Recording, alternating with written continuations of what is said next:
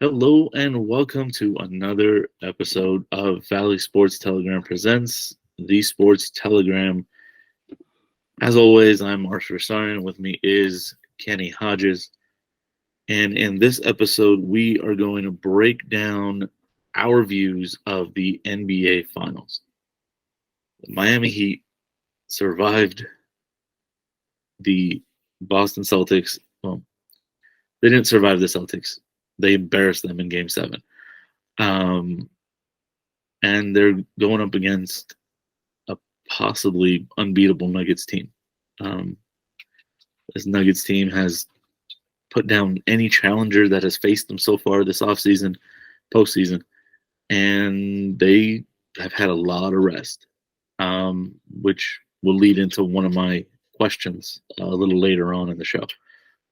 But for now, I'll turn it over to Kenny and get his thoughts first off. So before we even get into the breakdown of this whole thing, let me just say, if you're watching this, listening to this, you know I'm a native New Yorker. So I can never drink enough tears of Boston fans. That's just how this all goes. That's how it always will be. Forever in perpetuity, Boston can never lose enough. I think it was even more enjoyable that this team battled back from a 3-0 series deficit. Paul Pierce was in the building. All Bill Simmons was sitting courtside. All the Boston stalwarts were in that building. And in the first play, the season ended.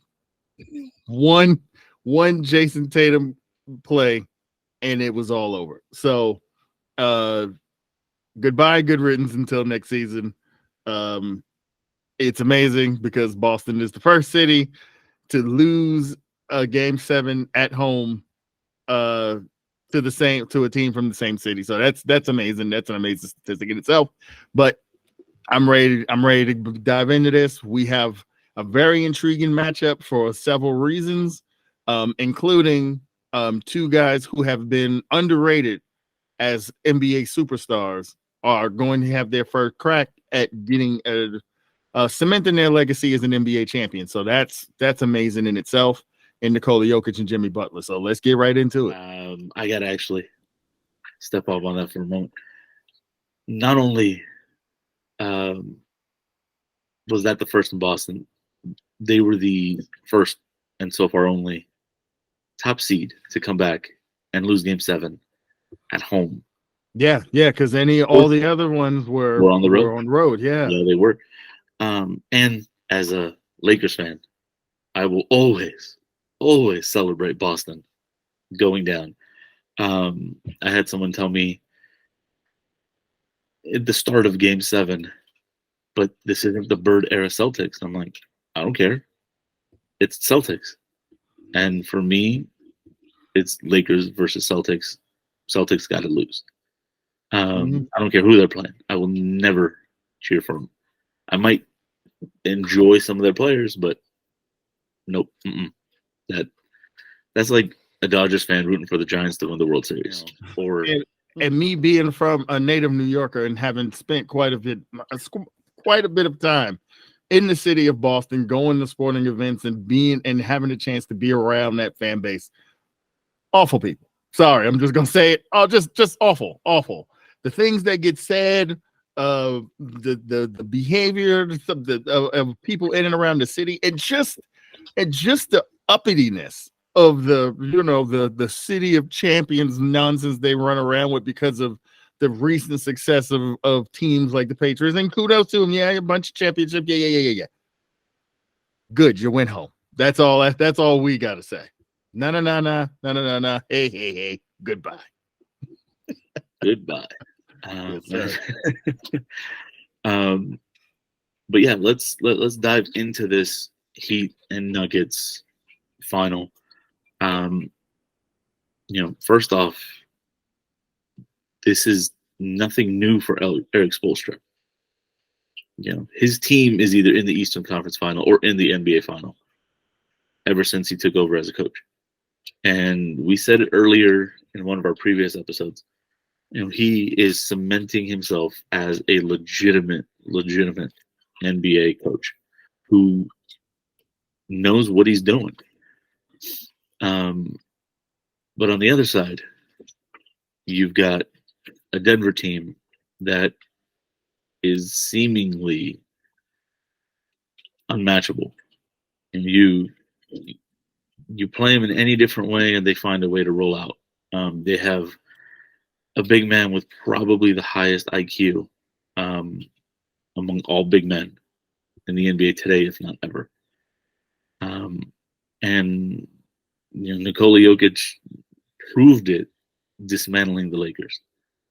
We did the breakdown there earlier, and it was evident that you had 4 close games, 3 of which could have gone either way. And Denver just showed why they are the team to beat. And I'll kick it to you. Yeah, what the first word that comes to mind when you think of this Denver Nuggets team is complete. This is a complete squad. They have everything you want if you are going into battle to win the championship. Yes, we understand and we know, or at least the world is starting to give him the proper respect as a 2-time league MVP and Jokic, and how unstoppable he is, and how dynamic Jamal Murray is. But when you start to dissect this team and this roster, and you look at a guy like Aaron Gordon, who, yes, his before he got to Denver, his claim to fame, his athleticism and his leaping ability, but what he has become as a Nugget is a guy who that athleticism has basically turned him into one of the more complete defensive players in the NBA. He's big, he's physical, he's been able to play against smaller guards, and then you stick him on a guy like LeBron James and he can make life miserable. So you have, and he's just one of those guys, because you're talking about also Kentavious Caldwell-Pope is on his team. You're also talking about like Bruce Brown Jr., who also, so they can put 3 guys on the floor who can guard 1 through 4 at any given time. They've got shooters coming off the bench, and that we haven't even gotten into Michael Porter Jr., who has the luxury of being streaky and up and down because they have so many other pieces. But when he's on, he really does sort of fit into that number 3 role offensively, and they can really run you out of the building. So this is a complete roster, a complete team that they can beat you any myriad of ways. So Miami is definitely going to have their work cut out for them if they want to make this a series. Yeah, they are. And I mean, it's really kind of a question. One of the notes I have is when these 2 teams match up, right? You got the stars are the stars. Jimmy Butler's going to do Jimmy Butler things. He basically, like you like to say, he becomes Thanos and dares the world to stop him. And Murray and Jokic in their 2-man game are essentially unstoppable. But you were mentioning these role players in Denver: KCP, Aaron Gordon, Brown, Porter Jr. Who does Miami have, right, outside of Jimmy?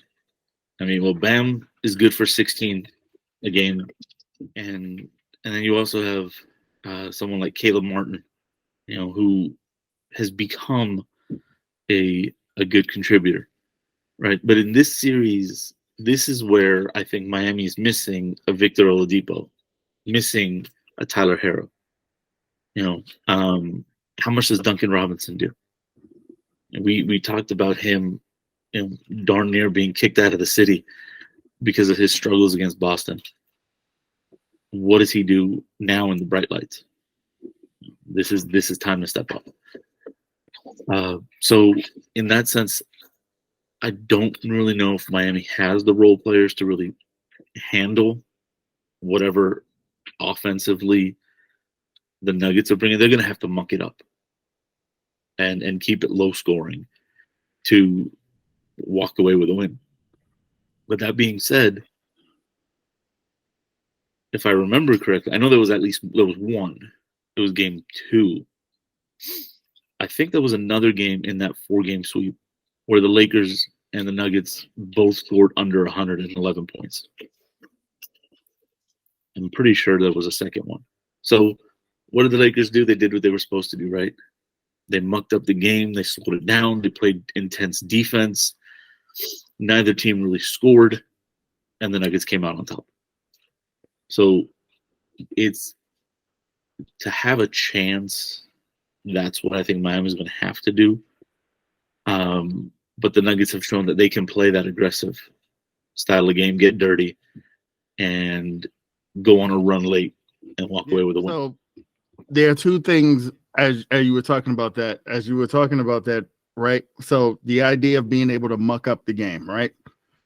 There's a real key element to that, and that is shot making, right? You have to be able to make shots or at a bare minimum, force your way to the foul line, because you have to be able to get yourself set up defensively. We know where Miami's strength on the strength of this team is in Spo's ability to sort of game plan out, or at least force you to pick which one of your stars or how. We're not going to let you do whatever you want. We're going to force you to pick a way to play.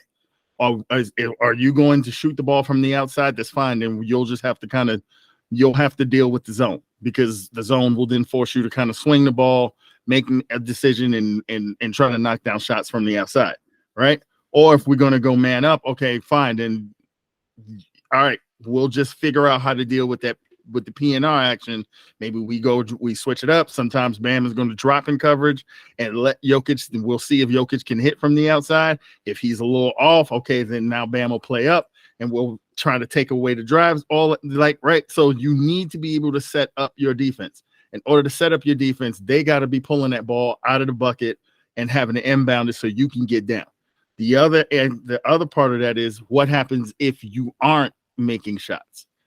If you aren't making shots, then it becomes how making sure you are sound in your transition defense. The one area that they killed the Lakers in those 4 games, in that 4-game sweep, is they got down the floor so damn quick that the Lakers were just felt like they were chasing them constantly, because they would get the ball out. Jokic is great at outlet passing, 2 passes up the floor. Now they're finding easy looks.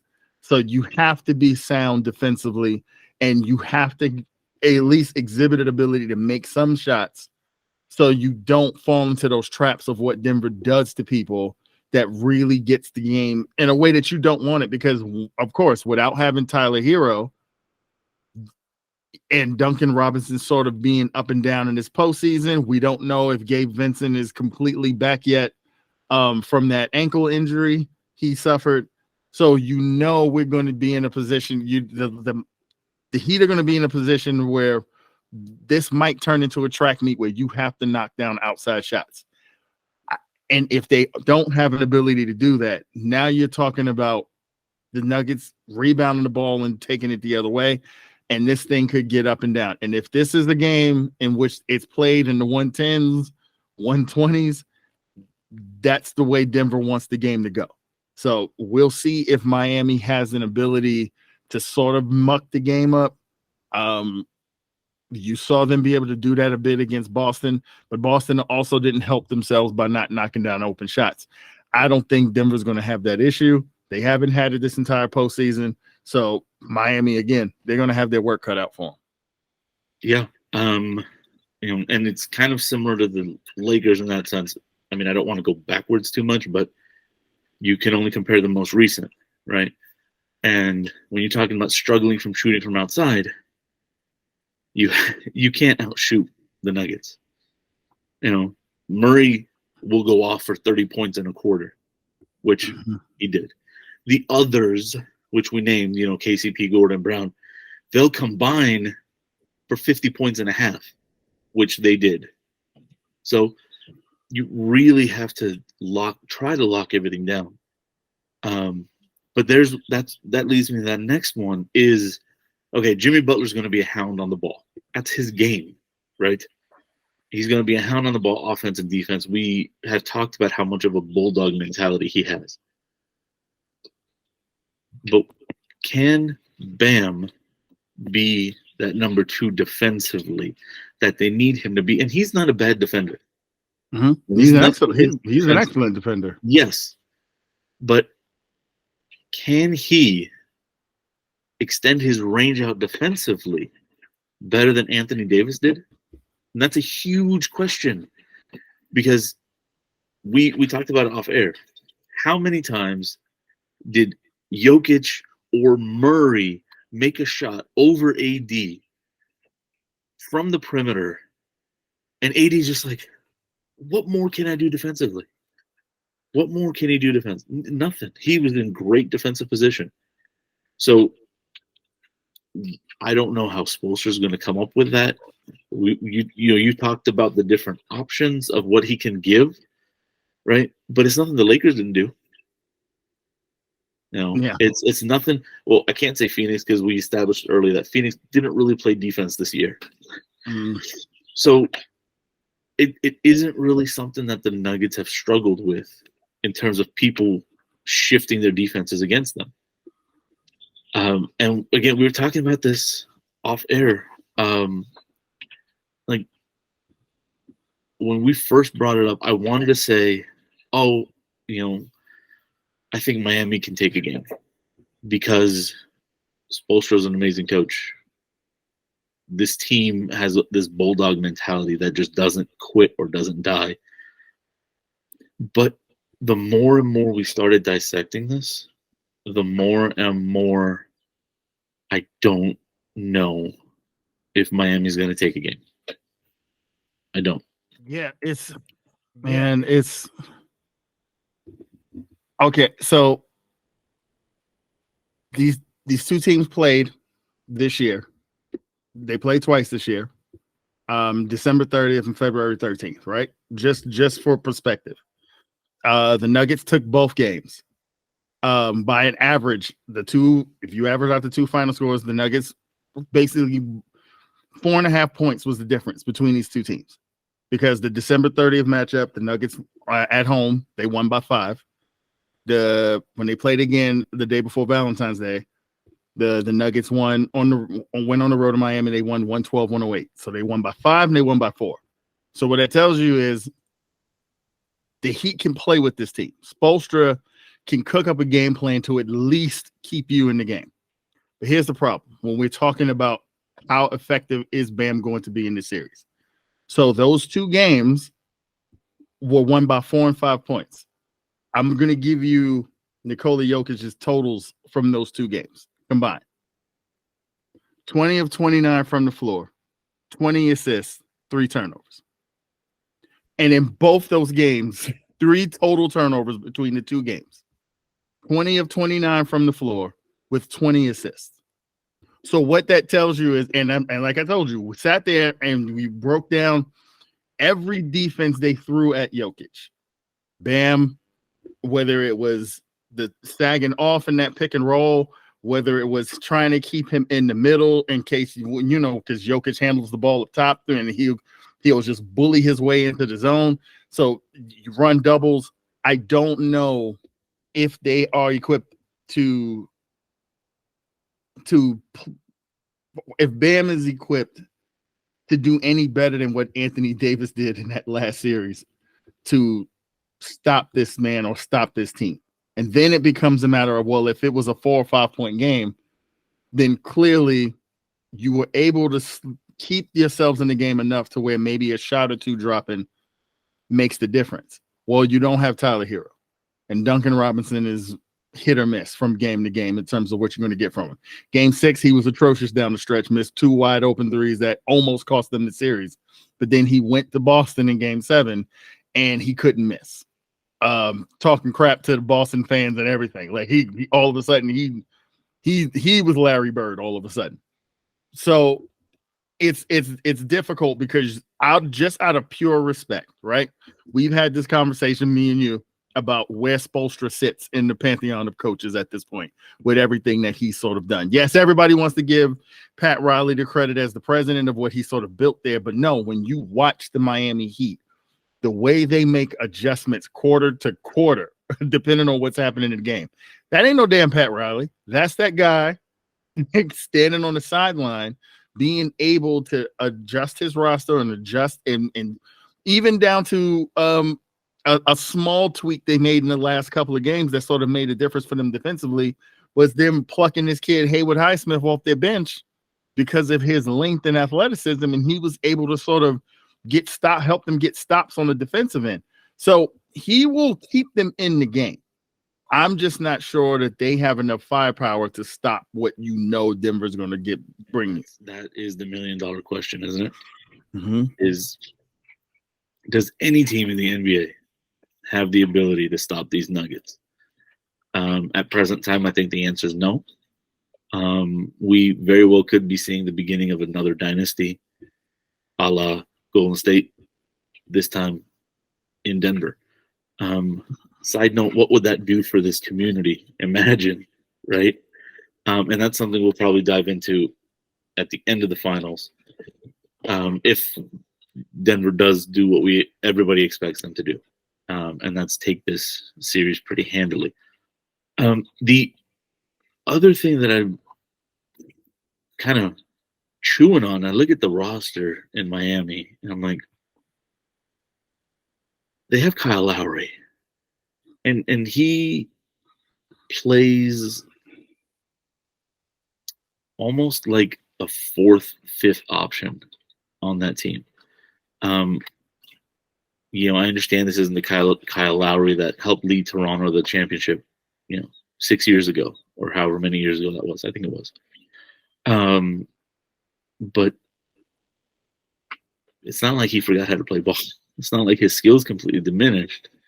I just don't think that's how he's being used and utilized. And then you've got Kevin Love, another person.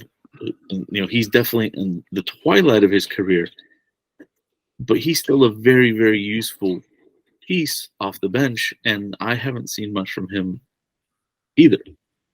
So that's the question I have to pose to you. We talked about these others, right? And Love and Lowry fit into that question of others, and is this where they kind of step out? I mean, Kyle Lowry was known as a shutdown defender.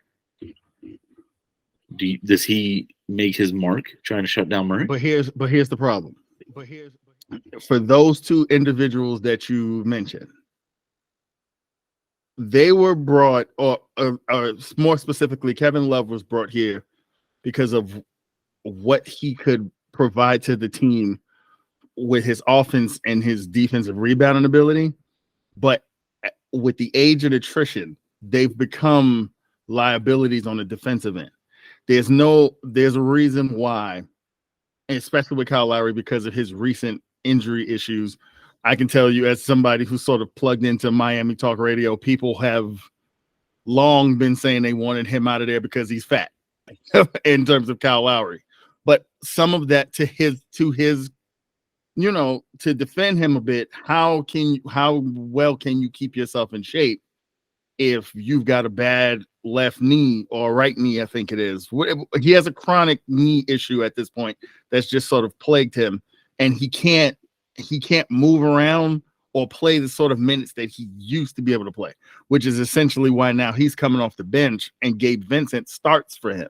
An undrafted guy is starting for him, even though Gabe Vincent has not played like an undrafted player for Miami. So that's sort of the issue for Spoelstra, is you want that experience on the floor.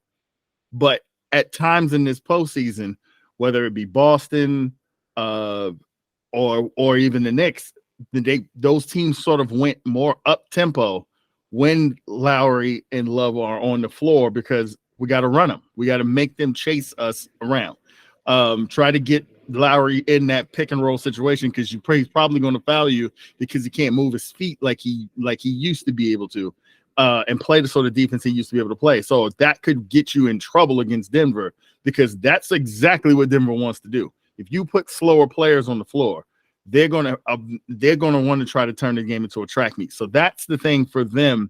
If Miami can sort of keep the game close, that's where you would see Love and Lowry pay more dividends. If they were playing the Lakers, I would think they would be more of a factor in the outcome than I think against Denver, because I think against Denver, them being liabilities on the defensive end are going to hurt the Heat more than if it would have been LeBron and company, because with LeBron and company, yes, they can score the ball, but everything started with the Lakers defense, right? So you would look at a Lakers Heat matchup and say, okay, this is going to be a battle, grind, physical, grinded up sort of game. Denver can play that way, but they very much want to be a finesse team. I mean, you got a 7'3" point guard running the show up top. Like, this is not your traditional sort of defensive playoff team that you're going to see with Denver. No, it's not. And I mean, it really is kind of an interesting scenario just watching this play out. And I mean, we've beat around it. We've said it in a bunch of different ways. But now I'm gonna actually ask you for your prediction. Does Miami win a game? Does Miami upset? What do we have in this series? What is your NBA Finals prediction? When we got on the record today, the first thing I said to you was, I'm sitting here and I'm trying to figure out a way to give Miami a game, is where I started. But as we've sort of talked about this series, and as I've sort of talked about Eric Spoelstra and the respect that I have for him, I think Denver will win, but there's just no way I'm going to say an Eric Spoelstra team is going to get swept out of any series at this point, especially when you look at what Miami has done in this postseason. So out of respect, I will give them one out of respect, but I will also give them one because they play very well in Miami. So here's my official prediction. My official prediction is this series goes 6 games and Denver wraps it up on their home floor in game 6. Wait, it's still 2-3-2 the format, right? No, it's 2-2-1-1-1. Okay. Then Jokic hoists Larry O'Brien in Miami after game 6. I'm going Denver Nuggets in 6 games. And it's funny because when we started this, I told you that I can't see an Eric Spoelstra led team getting swept. Especially, with Jimmy Butler and the way this team plays. But the more and more we've dug into it and the more we've kind of got through it, I went the other way. I went the other way. And this is, not a slight on Spoelstra, not a slight on any of these, Heat players. But I don't think Denver is going to get beat. One of the questions I asked you, I think we were off air, was if you felt this Heat team was better than the Lakers team.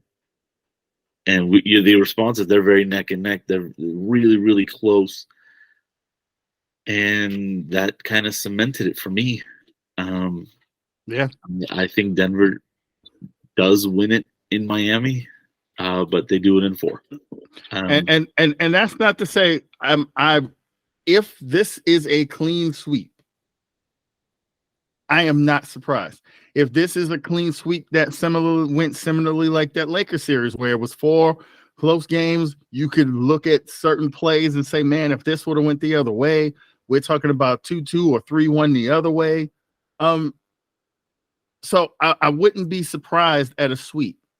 I just think from what my eyes continue to see, what logic continues to defy this entire postseason run, logic has given way to the impossibility this entire postseason run. Even when you look at that damn game 7, everything told you that should have been a Boston celebration.